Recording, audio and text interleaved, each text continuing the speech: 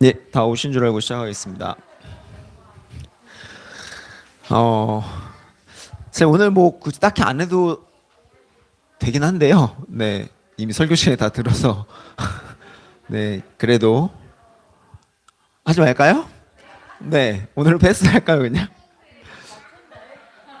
네, 그래도 일단 뭐 최대한 빠르게 끝내보는 걸로 하도록 하고요.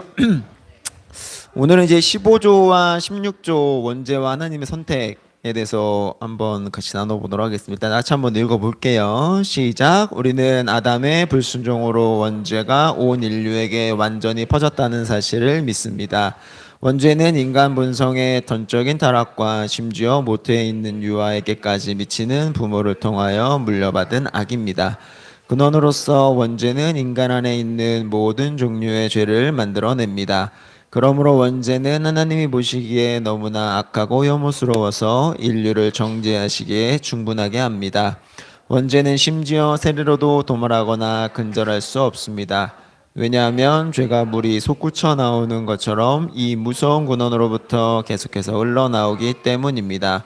그러나 이 모든 사실에도 불구하고 원죄는 하나님의 자녀들에게 전가되어 정죄에 이르도록 하지 않고 하나님의 은혜와 긍휼로 사해졌습니다. 이 사실은 신자들이 죄 가운데서 평온하게 지내도 된다는 뜻이 아니라 이 죽을 몸에서부터 구원받기를 간절히 기다리는 동안 이 타락에 대한 깨달음이 종종 그들을 탄식하게 만든다는 뜻입니다. 이런 점에서 우리는 이 죄가 단지 모방의 문제일 뿐이라고 말하는 펠라기우스주의자들의 잘못을 배격합니다. 예, 뒤에 하나님의 선택은 따로 한번 읽어보시면 좋을 것 같고요. 네, 좀 뭐 저도 항상 뭐 목사님의 설교에 도움을 받아 감사한데 오늘은 당혹스럽기까지 한 네, 너무 이렇게 네, 뭐 이렇게 너무 잘 오늘 맞아 떨어지는 게 아니라 오늘 제가 해야 될 말을 다 하셔서 뭐 딱히 할 말은 없어 일단 빠르게 넘어가 보겠습니다. 일단은 뭐 우리가 아까도 이야기를 했지만 우리가 하나님의 선택에 대해 감사할 수밖에 없는 이유가 뭐라고 했었죠? 우리가 전적으로 타락해 있는 죄인이기 때문이라는 거예요. 그래서 우리가 왜 이 문제가 왜 발생했느냐? 최초의 문제는 누구로부터 시작된 거예요? 아담의 타락으로 인해서 모든 인류에게 죄가 어떻게 됐다? 전가되었기 때문이라는 거예요. 자, 뭐야? 죄송합니다.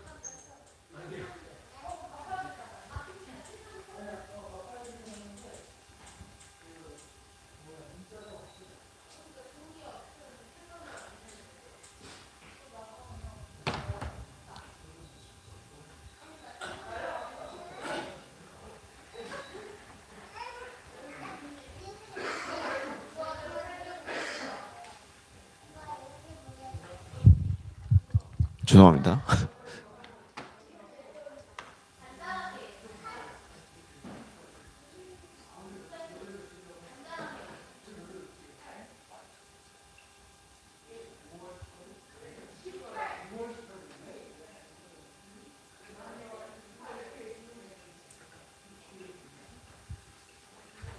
네, 애가 말을 안 듣네요. 네.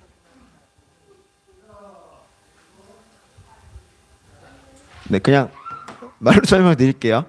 어, 자, 우리가 이제 아까 이제 그 선택과 유기라는 부분에 이제 뒤에도 나오기는 하겠지만 선택과 유기라는 부분에 있어서 결국은 선택과 유기가 왜 있는가가 중요한 게 아니라 사실은 이제 우리가 하나님의 선택을 받았다는 사실이 중요한데 사실 우리는 그런 부분에 있어서 많은 의문점을 갖게 될 수밖에 없어요.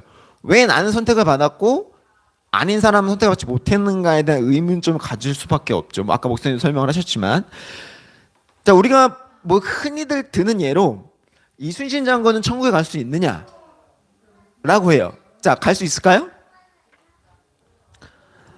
자, 두 번째 질문을 드리겠습니다. 3개월 된 아이가 병으로 죽었어요.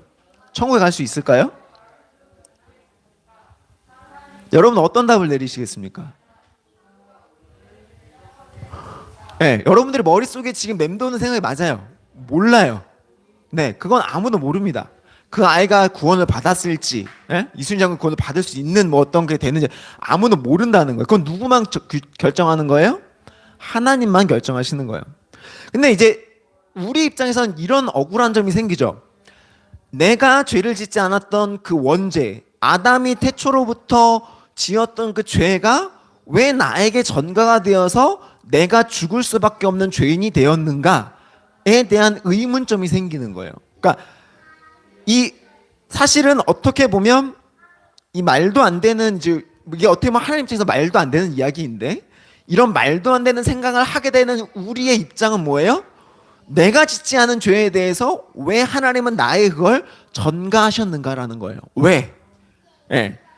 이걸 우리가 이해해야만 전적인 타락이 뭔지가 이해가 되어지고, 그 전적인 타락으로 말미암은 하나님의 선택이 마땅히 납득이 되는 거거든요. 그래서 자, 우리가 이제 뭐 도덕 시간에 많이 배웠던 성선설이라는 게 있고, 성악설이라는 게 있고, 성무성악설이라는 것도 있고, 뭐 여러 가지가 있죠. 자, 여러분들은 뭘 택하시겠어요? 성악설이에요? 성선설이에요? 뭐 모르겠다예요? 예. 뭐 성경은 이렇게 이야기를 하죠. 성경의 이야기를 그냥 단적으로만 말씀을 드리면, 자, 처음에 인간은 어때요?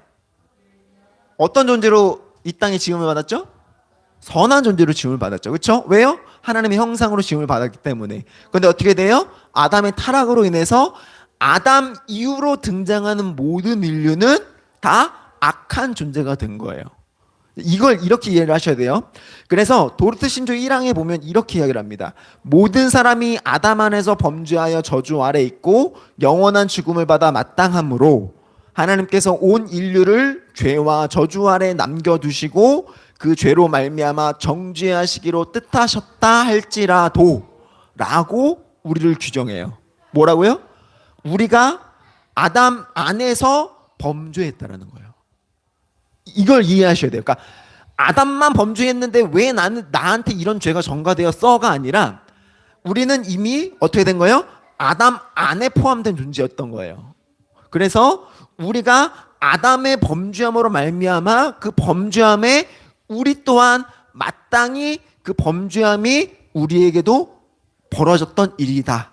그래서 우리에게 아담의 범죄가 전가되었다. 이게 전제인 거예요. 그러니까 이걸 만약에 무시하고 왜 그래야 돼? 라는 의문을 갖기 시작하면 사실 우리의 구원은 완성되질 않아요. 그걸 이해를 하셔야 돼요. 네. 이 전제가 있어야 됩니다. 이런 전제에 따라서 이제 하나님이 그럼 우리를 어떻게 바라보셨는가를 이해를 해야 되는데, 그게 이제 하나님의 관점인 거예요. 자, 우리가 이제 죄를 바라볼 때, 우리는 인간적인 죄를 바라볼 때 죄는 분명히 경중이 있어요. 그렇죠? 살인죄와 도둑질은 다르잖아요. 우리가 봤을 땐. 그렇죠? 왜냐하면 살인죄는 당연히 엄밀히 굉장히 무겁고 심각한 죄이고, 도둑질은 그에 비하면은 그래도 좀 덜 엄중하고 좀 덜 무거운 죄가 될 수가 있죠. 그런데 하나님께서 보시기에는, 그러니까 이 구원의 문제에 있어서만큼 하나님께서 보시기에는 살인죄나 도둑질이나 별반 다르지 않은 죄라는 거예요. 왜? 이게 왜가 중요한데, 우리가 범죄하는 이유가 뭐냐라는 거예요. 우리가 왜 범죄를 해요? 우리가 아담이 왜 범죄를 한다고 그랬죠? 제가 그때 말씀드렸을 때 아담이 어떻게 되었기 때문에? 하나님과 단절되었기 때문에, 하나님을 거부했기 때문에. 그렇죠? 이게 왜 중요하다 그랬어요? 이 이해를 하는 게 왜 중요하다 그랬어요? 삼위일체로 말미암아 그 사랑의 관계 속에서 우리를 창조하시는 그 놀라운 하나님 아버지의 섭리가 우리에게 주어졌고, 그 하나님의 관계가 우리에게 주어졌는데 아담이 어떻게 했다? 이 관계를 거부했기 때문인 거야. 이런 차원에서 살인죄가 됐든 도둑질이 됐든 하나님이 보시기에는 모두가 다 하나님으로부터 단절되어 있는 존재가 벌인 일이란 말이에요. 그러니까 죄의 경중이 중요한 게 아니라 이미 우리는 그 죄의 단계에 이른 존재가 되었단 말이에요. 그러니까 이걸 잘 이해를 하셔야 돼요. 우리가 왜 전적으로 타락했느냐? 바로 하나님과 우리의 관계를 우리 스스로가 단절시켜 버렸기 때문이라는 데에서 우리가 굉장히 심각한 존재가 되었다라는 거예요. 그래서 하나님께서 죄를 어떻게 바라보시느냐? 하나님 앞에서 모든 죄는 동일한 결과를 낳아요. 어떤 결과? 죄의 삭은 사망이다. 그렇죠? 이것은 어떤 형이상학적인 사유의 결과물이 아니라 실제 벌어진 일이에요. 아담의 타락 이후로 우리에게는 어떤 일이 벌어졌어요? 죽음이라는 결과가 주어졌단 말이에요. 이 죽음은 육신의 죽음일 뿐만 아니라 어떤 죽음도 포함되는 거예요? 하나님과의 관계가 단절됨으로 오는 우리의 영원한 형벌이 이제는 우리에게 주어졌다는 거예요. 이것이 전적인 타락의 결과물이라는 거죠. 우리를 영원한 죽음의 형벌대로 밀어넣는 것이 바로 무엇이다? 이 아담의 원죄고 그것이 우리에게 전가되었다라는 겁니다. 그래서 하나님의 입장에서 타락 이후에 인간의 모든 행위는 어떻다? 다 죄밖에는 남지 않는다라는 거예요. 우리가 바라봤을 때는 선한 일을 하는 것 같아 보이고 좋은 일을 하는 것 같아 보이고 할지언정 하나님이 보시기엔 어떻다? 그것이 모두 다 죄일 수밖에 없는 것이라는 거예요. 왜? 하나님과 우리의 관계가 단절된 채로 우리가 행한 일이기 때문에. 네. 여기서부터 시작하는 거예요. 여기서부터. 그래서 이제 아까 설교 시간에도 우리가 들었듯이 우리가 이 전적인 타락을 전제하지 않으면 우리의 구원이 완성될 수 없다라고 하는 것이 이 부분인 거예요. 제가 되게 좋아하는 표현이 있는데, 그래서 절망에서의 시작, 절망에서의 신학이라고 제가 표현하고 되게 좋아하는데, 이게 무슨 말이냐면, 자, 이 절망은 그냥 단순히 그냥 내가 살아갔는데 난 너무 아무것도 할 수 없어서 우울증에 빠지고 이런 절망이 아니에요. 나의 존재 자체의 절망인 거예요. 이 세상 그 어떠한 것으로도 구원해낼 수 없고 선하게 바꿀 수 없는 나의 존재의 절망. 이해가 되세요? 내가 도무지 그 어떤 것으로도 되돌이킬 수 없는 상태에 있는 절망인 거예요. 죄 가운데에서 이 세상 그 무엇으로도 회복시킬 수 없는 그 절망 가운데 내가 있다라는 걸 인지하는 거죠. 그걸 인지하는 데서부터 시작하는 거예요. 믿음은 거기서부터 시작하는 겁니다. 목사님께서 말씀하신 부분이 그 내용인 거예요. 내가 얼마만큼 전적으로 타락했고 얼마만큼 썩어 있는지를 알아야만 그 이후로 하나님께서 나를 구원하셨다라는 것이 은혜가 되는 거예요. 자, 아까 이제 거기에서 이제 선택과 유기에 대한 설명을 드리는 거예요. 여기에서부터 시작하는 겁니다. 그래서 자, 구원에 대해서 특이점이 와요. 자, 성경은 우리에 대해서 구원을 어떻게 이야기하죠? 예수 그리스도를 구주로 시인하고 그것을 믿는 데서 구원이 있다라고 해요. 이건 결코 변함이 없는 진리예요. 그건 아까 설교 시간에도 말씀을 들었죠. 자, 그렇기 때문에 그 어떤 누구도 예수 그리스도 없이는 구원에 들어가지 못한다가 우리가 믿고 있는 바예요. 자, 그런데 앞서 언급했던, 제가 앞서서 질문드렸던 이순신 장군이나 3개월 된 아기가 왜 유기가 되었을까요? 왜? 구원은 왜 우리가 바라봤을 때 선택과 유기라는 잔혹한 결과를 만들어내냐라는 거예요. 왜? 자, 여기에 대해서 인간적인 접근이 바로 아까 말씀하셨던 알미니안 주의자들의 이야기인 거예요. 그러니까 이 알미니안들은 결국 뭘 얘기하냐면 죄에 있어서 인간의 타락을 죽음이 아니라 병든 것으로 표현해요. 자, 제가 아까 뭐라고 그랬어요? 타락이라는 것. 타락은 우리를 어디로 이끌고 간다고 그랬어요? 영원한 죽음의 형벌로 이끌고 간다고 그랬어요. 근데 알미니안들은 그렇게 이해한 게 아니라 병들었다고 표현해요. 자, 병들었다는 건 뭐예요? 자, 죽음은 어때요? 회복이 가능해요? 불가능하죠. 근데 병든 건 어떻게 돼요? 회복이 가능해요. 그러니까 이 사람들은 뭘 이야기하는 거냐면 전적으로 타락하지 않았고 어느 순간이 되면 회복될 수 있다라는 게 이 사람들의 주장인 거예요. 그러니까 하나님의 선택, 하나님이 구원하시고자 하시는 그 선택이 조건적으로 변경되는 거예요. 무슨 말이냐면 하나님께서 나를 선택하시기로 결정하시는 부분은 내가 믿기로 결정을 할지 안 할지에 따라서 달라질 수 있다라고 주장하는 거예요. 자, 뭔가 되게 있어 보여요. 하나님의 구원이 나의 선택에 따라 결정이 우지될 수 있다. 네, 되게 말장난 같죠? 네, 말장난이에요. 자, 이걸 속으시면 안 돼요. 이걸 이야기하는 게 이제 웨슬리안, 이제 이후에 이야기하는 게 웨슬리안들인데 이걸 이제 예지예정이라 그래요. 그러니까 하나님이 미리 아시고 정하셨다라는 것까지 발전이 되는데 이건 잘못된 거예요. 이게 뭐냐면 아까 목사님께서 말씀하셨던 무수히 많은 떡을 준비해주고 그걸 먹는 사람들은 구원해 줄게로 되는 거거든요. 이게. 그러니까 이게 무슨 말이냐면 좀 어려운 말로 보편속죄라 그래요. 이 세상의 모든 사람을 구원할 수 있어.